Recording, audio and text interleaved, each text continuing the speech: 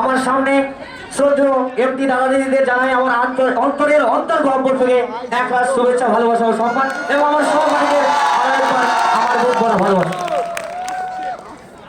তো কিছু গল্প হবে, কিছু কথা হবে, কিছু হাসির গল্প হবে। এই কথাগুলো সম্পূর্ণ কাল্পনিক, কেউ হৃদয়ে নেবেন না, ব্যথা পাবেন না। আমি কলকাতার বুকে প্রথম এসেছিলাম তখনই, যখন আইপিজিএম এর সিলেকশন হলো। তো ডেলি ডিউটি আসি। এবার এই ডিউটি আসার প্রতিদিনের যে একটা রুটিন, এই রুটিনের সামারি করে একটা সামারি, মানে কি কি হয় ডেলি, এর একটা সামারি আপনাদের শোনাচ্ছি। রুম থেকে বেরোলাম, আমি থাকি শিয়ালদাতে ভাই। শিয়ালদা থেকে বেরিয়ে এলাম, পাশেই বাস যাচ্ছে। কোন বাস যাবে প্রথম দিন তো জানি না। তো বেরিয়ে দেখছি কন্ডাক্টর হাঁটছে, পিছিয়ে যাবে পিছিয়ে যাবে, পিছিয়ে ডবল সাদা ধুলাগড়ি 7 বাজে 4 নম্বর বাস আসবে, পিছিয়ে যাবে পিছিয়ে।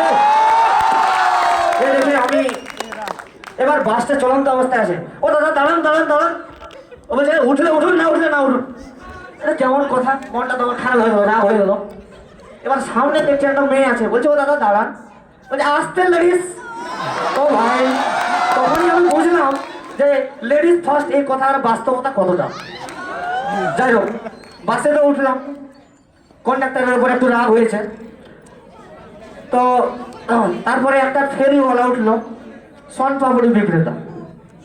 দাদা শনপাপড়ি নেবেন দাদা, 10 টাকা করে বের শনপাপড়িগুলো পাবেন দাদা, এই মিষ্টি মিষ্টি খেতে দাদা, শনপাপড়িগুলো পাবেন দাদা, এই শনপাপড়িগুলো নেবেন দাদা, মিষ্টি মিষ্টি কথা বলবেন, অফিস আদালতে যাবেন দাদা, বউ দাদা দাদা বৌদিকে মিষ্টি মিষ্টি কথা বলবেন, ভালোবাসা জন্মাবে দাদা।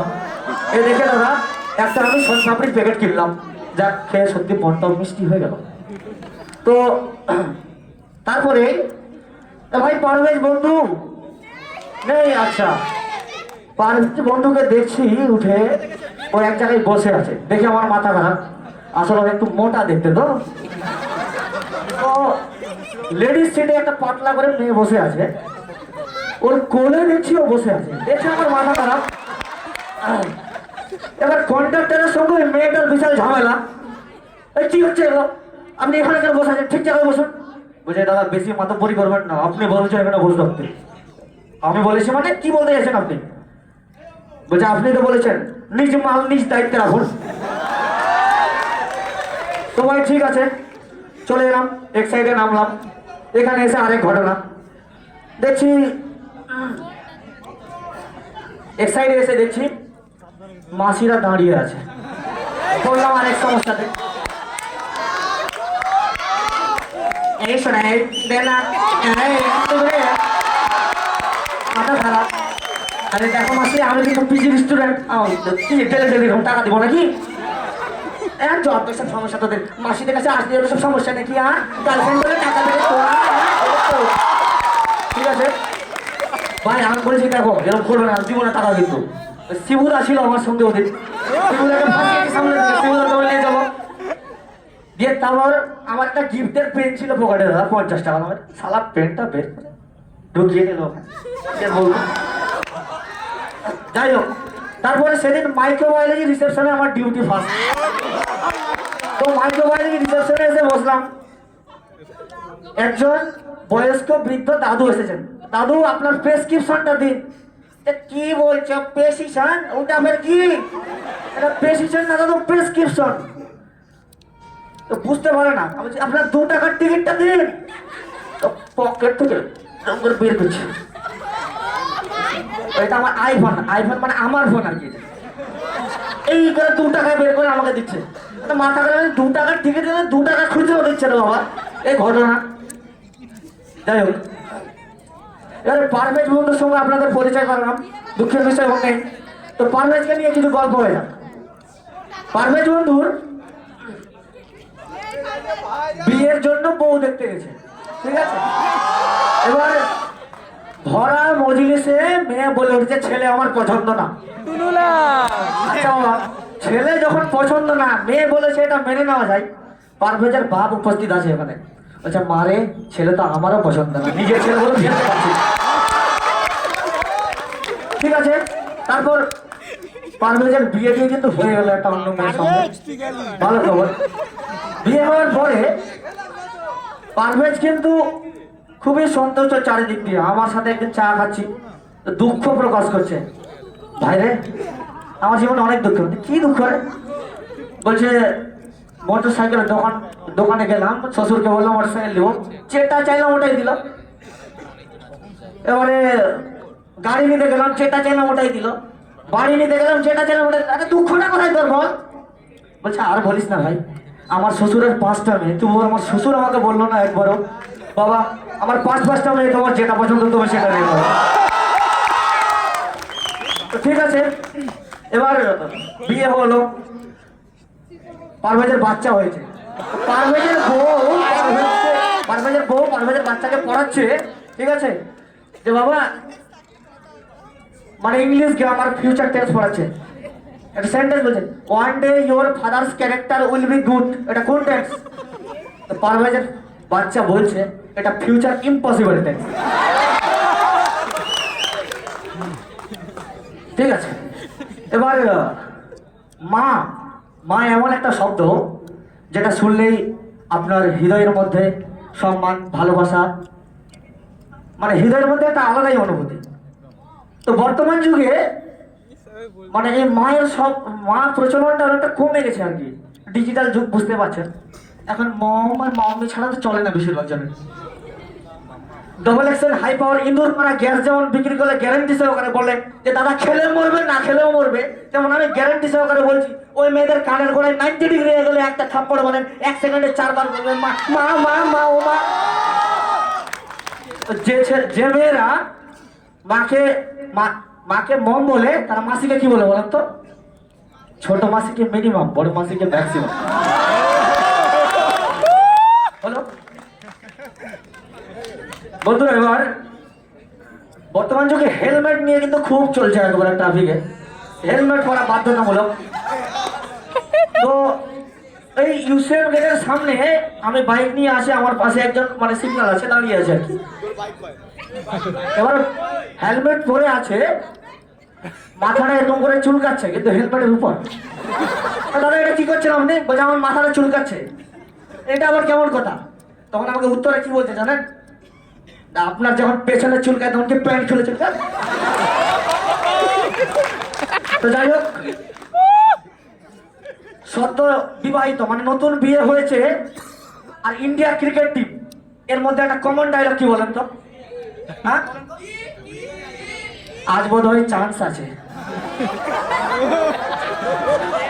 ছোট্টবেলায় আমি কিন্তু বিশাল বদমাশ ছিলাম। ছোট্টবেলায় আমি বিশাল বদমাশ ছিলাম। আমার পরীক্ষাতে কোশ্চিন পড়েছে যে লিঙ্গ পরিবর্তন কর।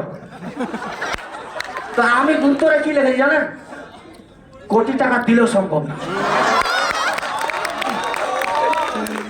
এরকমই ট্রু ফলস। আর এখন ট্রু ফলস গুলো তো আগে যেমন দেওয়া হতো, এখন আবার কি রিজন উল্লেখ করে লাগবে সঙ্গে, এটা সমস্যা একটা। আমি ছোটবেলায় কি লিখেছিলাম জানেন? False because it is not true. তো আমার বন্ধু আশিক ভাই আছে এখানে। আশিক ভাই একবার কই? আশিক ভাইয়ের বিয়ে হয়েছে, পরপর আশিক ভাইয়ের 5টা মেয়ে হয়েছে। 5টা মেয়ে। এবার আশিক ভাই বিশাল খুশি, হসপিটালের নতুন বাচ্চা হয়েছে, মানে বুঝতে পারছেন কি হয়েছে, খুবই খুশি। 10 কিলো মিষ্টি নিয়ে গেছে, সবাইকে বাড়ছে মিষ্টি। এর মতো পরিস্থিতিতে এই নার্সটা বলছে এত খুশি হওয়ার কিছু নেই, কিন্তু আপনি এত এরকম কেন করছেন? বলছে 5টা মেয়ের পর হয়েছে, তা আমি খুশি হবো না? তো নার্স উত্তরে কি বলছে জানেন? ছেলে ভেবে আপনি যেটাকে ধরে রয়েছেন ওটা আমার বুড়ো আঙুল।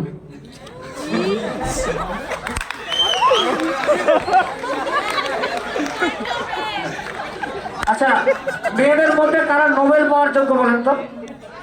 হ্যাঁ, যে মেয়েরা মিনিটে 200টা গালি দেওয়ার পরেও বলে আমার মুখ খুলিও না কিন্তু।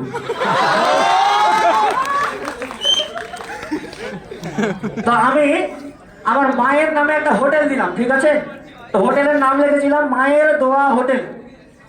তো মাকে গিয়ে বলছি, মা তুমি আমাকে জন্ম দিয়েছো, কত কষ্ট করেছো আমার জন্য, তোমার নামে শুরু করলাম। শ্বশুর বাড়ি গেলাম, শাশুড়িকে গিয়ে বলছি মা আপনার নামে শুরু করেছি। এবার নিজের বউয়ের কাছে এসছি, ছেলে পেলে এত করে বললো, আমার মেয়েটা বললো, ওই জন্য তোমার নামে শুরু করলাম।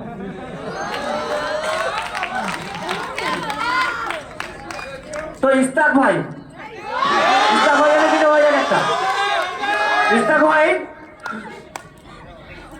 আগে কিছুদিন আগে আর কি বিকালবেলা ডেলি ডেলি একটা ডাক্তার চেম্বার সামনে দাঁড়িয়ে থাকতো।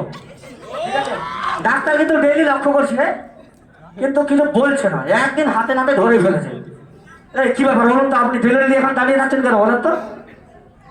তো বলছে দাদা কিরকম কথা বলছেন, আপনারাই তো বলেছেন মেয়েদের দেখার সময় বিকাল 4টা থেকে 6টা পর্যন্ত। তো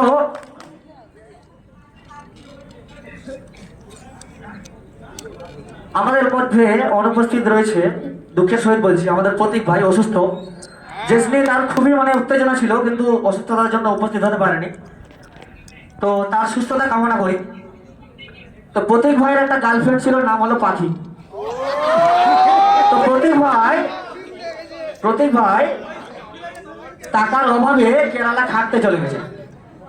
5 বছর হয়ে গেল, তাও আসার কোনো খবর নাই। 5 বছর 7 বছর করে 10 বছর হলো। 10 বছর পরে প্রত্যেক ভাই এসেছে ঘুরে, বলছে এসে ডাকছে আর কি ওর মেয়েটার বাড়িতে গিয়ে, পাখির বাড়িতে গিয়ে, পাখি ও পাখি পাখি। এবার পাখির মা এই দেখে বলছে প্রতীককে, হতচ্ছাড়া, 10 বছর পরে এলে পাখিকে আর খুঁজে পাস? পাখি তো অলরেডি ডিম পেলেই ফেলেছে।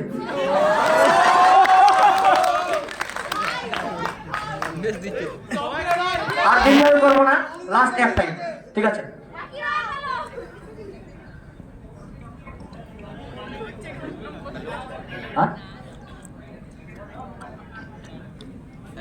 তো বউ আর ইলিশ মাছের মধ্যে কমন কি জিনিস বলেন তো?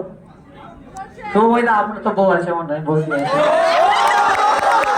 তো বউ আর ইলিশ মাছের মধ্যে কমন কি? কাঁটা। ইলিশ মাছ আর বউ জিনিসটা খেতে দুর্দান্ত স্বাদ, কিন্তু কাঁটাই ভর্তি।